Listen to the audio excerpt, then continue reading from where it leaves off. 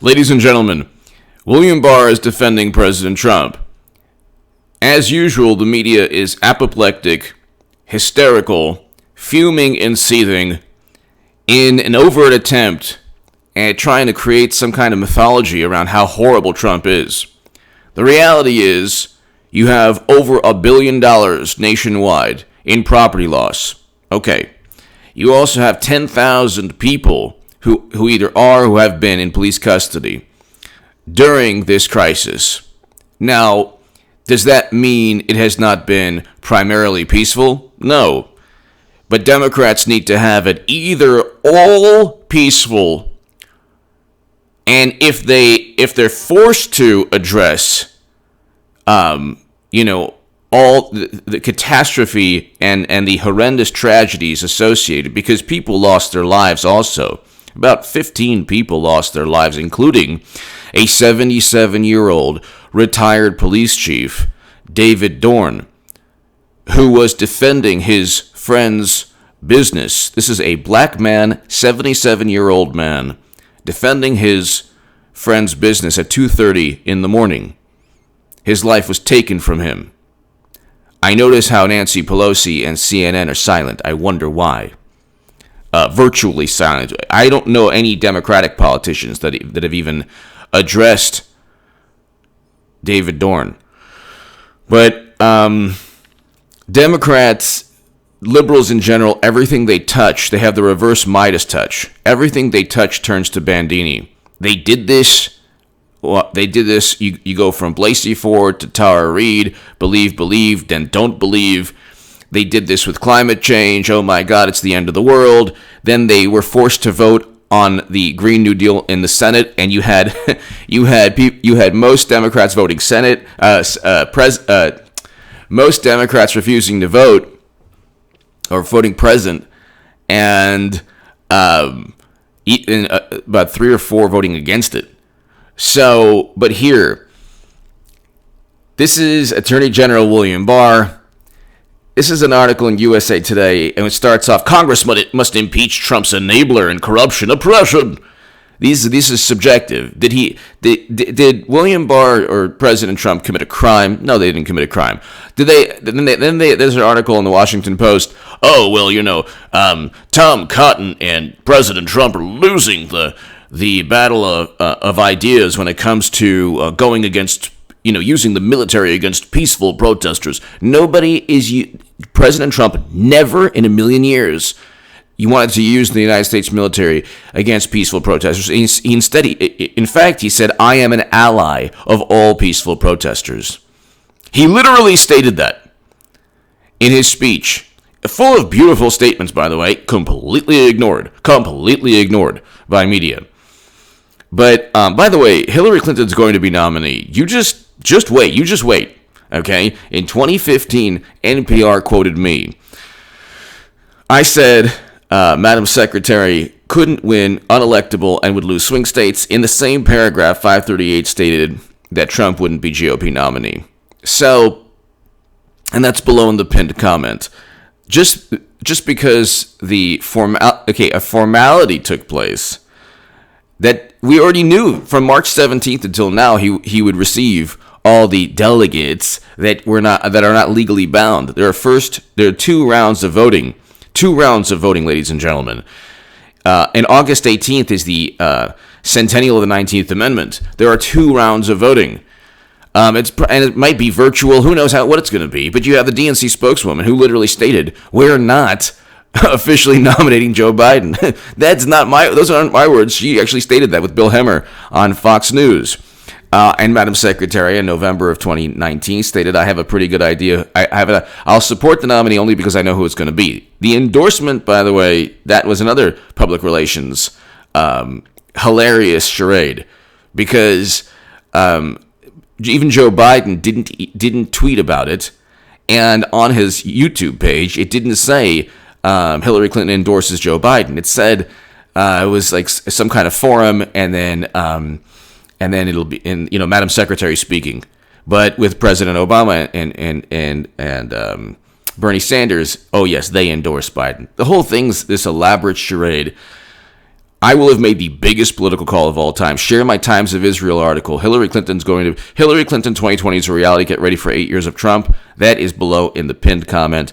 And my Times of Israel article, Hillary Clinton, not Biden, will be nominee. More relevant now than ever, because we already knew this would happen on March 17th, so nothing's changed. But anyway, you watch. They are not going to vote for Biden from here on out, because 3 days before George Floyd was murdered, 3 days before, in Minneapolis, Democratic senator, two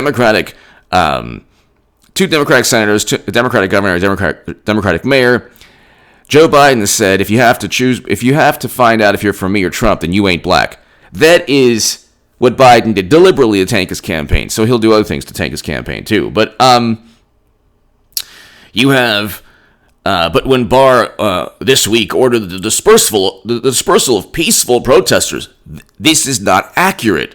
Kelly McNamee stated that it was what's his name, the CNN journalist is always like basically works for the DNC. I can't believe I forgot his name, but here, Jim Acosta. She stated that, yeah, there are officers that were attacked and injured. Then you have here, fire set at historic St. John Church during protests of George Floyd. So this is June 1st, 2020. They can't go back in time to rectify or to revise their propaganda spin. So they're already, the New York Times, the Washington Post, all of them are good papers of record before the spin, the public relations narrative changes. So this is June 1st. This is fire set at historic St. John Church during protests of George Floyd death. So how is this peaceful? A fire set, and God bless the memory of George Floyd, God bless the memory of David Dorn, and God bless the memory of Eric Garner. One reason Democrats, everything they touch turns to, basically they don't do anything. It's all public relations. And we'll see. I mean, hopefully there are laws that they pass through the House, legislation. We'll see. We're waiting. They say they're going to draft it on Monday, or we'll see.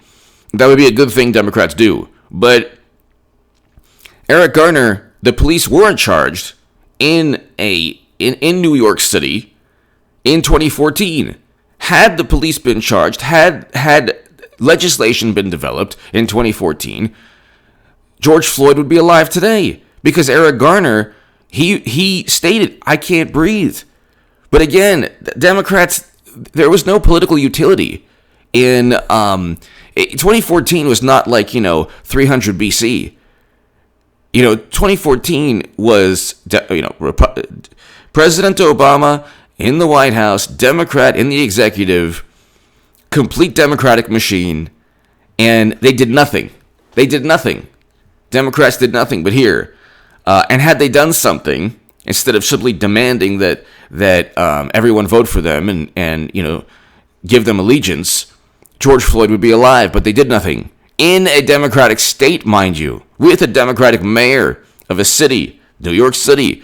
But here, a fire was set in the basement nursery of historic St. John's Episcopal Church across Lafayette Square from the White House during demonstrations on Sunday night, expressing outrage at the... Okay, so is this peaceful? No.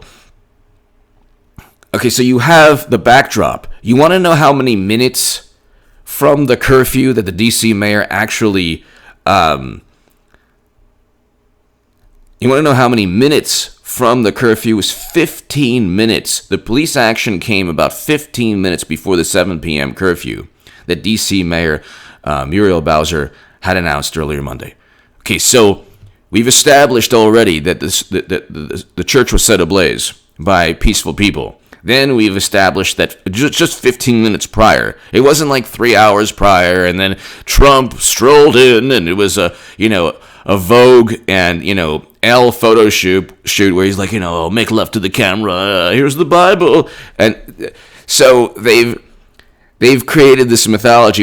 And by the way, why would the D.C. mayor impose a curfew if everything's peaceful? Why would the mayors of all Democratic-run cities impose curfews if everything's peaceful? I want to know this.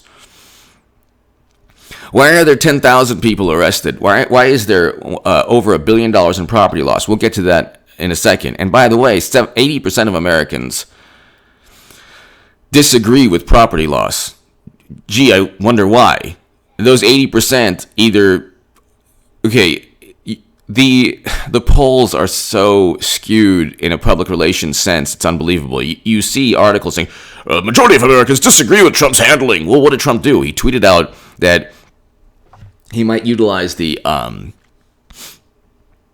U.S. military because cities were like being burnt to the ground. And then everyone was apoplectic, hysterical, seething, fuming, as usual. And then they said, well, peace. Then you get like former officials, former generals, and, Trump is going after Americans' constitutional rights. No, he's not. He stated he's an ally of all peaceful protesters. And if you have mayors who are imposing curfews, and you literally have police watching destruction because they're overrun, that there aren't enough police officers to keep people safe and to keep property safe and to keep lives safe. So, and then you see images of here, this historic church in Lafayette Square, the same church that Trump used. Trump took the Bible picture, and then Pelosi had her Bible picture like a day after. But you have a situation where, okay, there are peaceful protests, but again, it's not just the fringes are not peaceful. And then the notion that, the people who really caused the property damage were undercover, horrible racist people who pretended to be. It's like, okay, you go roll with that, Democrats and the media. Go roll with that into November. President Trump has already won the election. He won in 2017 when I wrote, because Hillary Clinton's going to be nominee, not Biden. They're not going with Biden. Just the other day, he said 10 to 15% of Americans are not good people. He's trying to deliberately tank his campaign. He just can't do so right now. So the whole point of clinching the nomination is to make sure Bernie Sanders is nowhere to be found. Okay, because he's like kind of he's basically a Democratic doormat, but he's like, if you need me, I'm here. So he's lurking. Like, he's not going to do anything they don't want him to do, but the notion that it could possibly happen is enough for Democrats to rally around an obvious, not just buffoon, but an obvious, like, space cadet in Biden. So that's the whole thing when he clinched the nomination. Oh, really? Why don't you ask Debbie Wasserman Schultz about how fair the nomination process is? They blamed Russia for letting us know, because the Russia hacked the DNC, but not Clinton's servers. That's, they're not smart enough to get top secret and special access program intelligence. But the whole thing's the biggest charade of all time. I will have made the biggest political call of all time, people, because they have no chance. Okay, they do have a chance to win with Hillary Clinton. Hillary Clinton is the only chance they have to win. Hillary Clinton is the only chance they have to win. All right, Madam Secretary is the only chance because of money and because of voters and because of voter enthusiasm. She had about 56% of her voters very enthusiastic. Biden has around 30%. President Trump has about 70%. So, he'll win again, but you got to also ask yourself, do Democrats care? No. If they have the media blatantly lying about everything. So here, you have the D.C. mayor calling it an assault on peaceful protesters, knowing very well that it was only 15 minutes before her own curfew, because apparently peaceful people need curfews? How does that work? And then you have already established that the church was set ablaze. Okay, then you have over $1 billion in property damage throughout the country, and then you have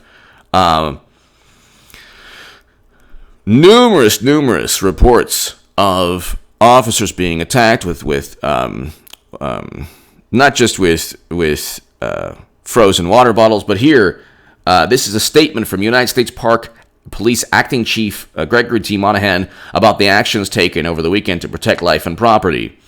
The United States Park Police is committed to the peaceful expression of the First Amendment rights. However, in the past weekend's demonstration at Lafayette Park and across the National Mall included activities that were not part of peaceful protest, which resulted in injuries to U.S. PP officers in the line of duty, the destruction of property, and defacing of memorials and monuments. Oh, this is a wonderful thing. They defaced D.C. monuments. That's really wonderful. During 4 days of I'm being facetious. During 4 days of demonstrations, 51 members of the United States Park Police were injured. Of those, 11 were transported to hospital and released 3 and 3 were admitted. Okay, so 11 were hospitalized and 51 members were injured. So, you get frozen water bottle thrown at you, hits your head and, you're dazed or hits your arm or whatever. You might not go to the hospital, but it hurts for days. So it's like, but then you have 11 that were hospitalized. So how it's like on Monday, June 1st, USPP worked with the United States Secret Service to have temporary fencing installed inside Lafayette Park. Approximately 6:33, violent protesters at 8th Street Northwest began throwing projectiles, including bricks, frozen water bottles, and caustic liquids. So this is okay, so the protesters also climbed onto a historic building at the north end of Lafayette Park that was destroyed by arson days prior. Intelligence had revealed calls for violence against police, and officers found caches of glass bottles, baseball bats, and metal poles hidden along the street. So here, this is a statement from the United States Park Police. So I'll put this statement below in the pinned comment. Right above, by the way, subscribe to H.A. Goodman's other channel. I'll have a great segment out very soon. And I'll do a segment on this there's so many segments I need to do on H.A. Goodman's Hyperbole Translator. That subscribe to both those channels, to my 17-minute crowd. Tell everyone about those channels. But here you have claims journal. Insured losses from riots reach catastrophic levels, may rival record. So they may rival the $775 million in damages in 1992, or $1.42 billion in today's dollars, according to the Insurance Information Institute. So around the country, you have about around $1.42 billion in today's dollars. Okay. This is from the Claims Journal, an insurance publication. Then they get around barely acknowledging the mayhem and carnage with, it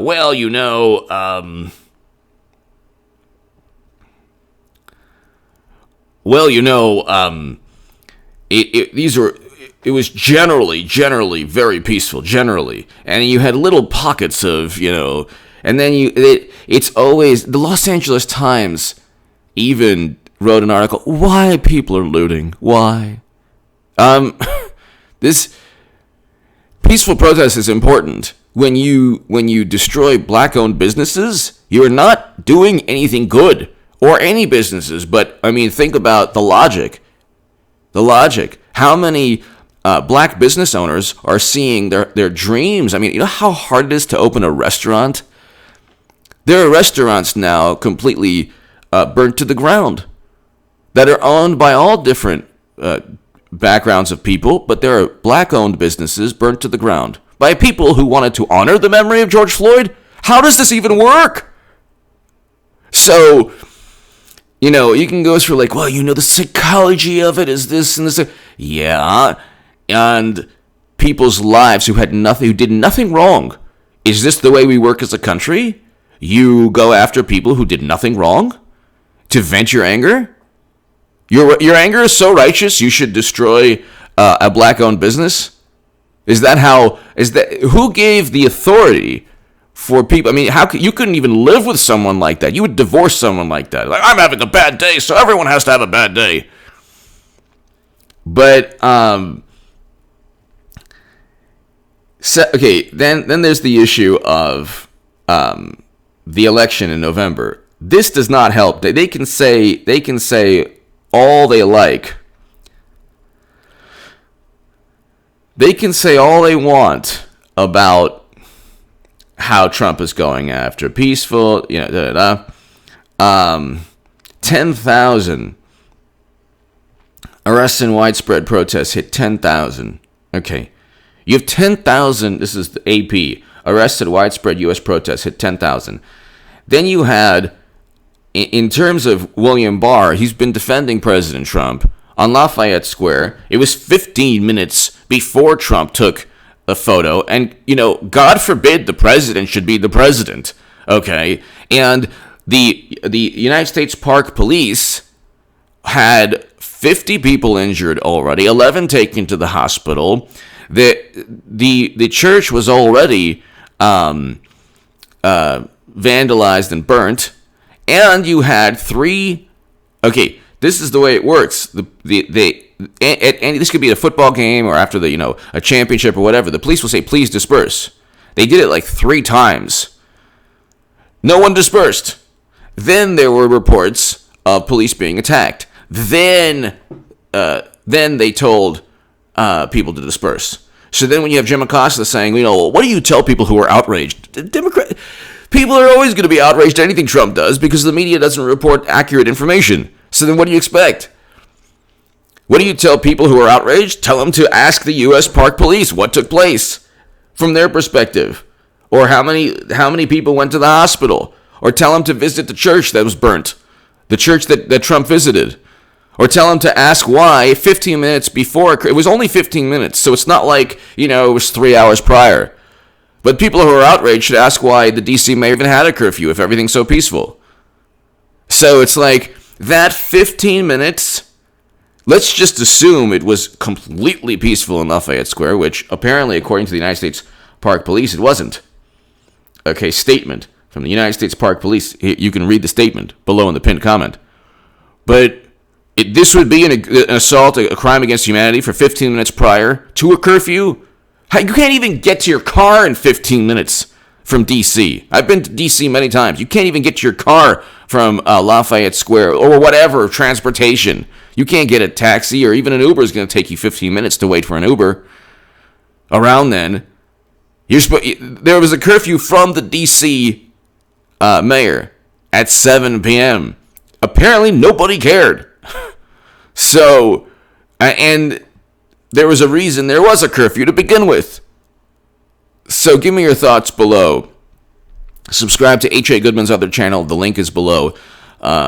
Subscribe to H.A. Goodman's Hyperbole Translator. I know nobody really knows what it's about, but it's a fact-checking channel. It used to be Bizarro World Goodman, but I can't yell at the screen every day. It's like too much, But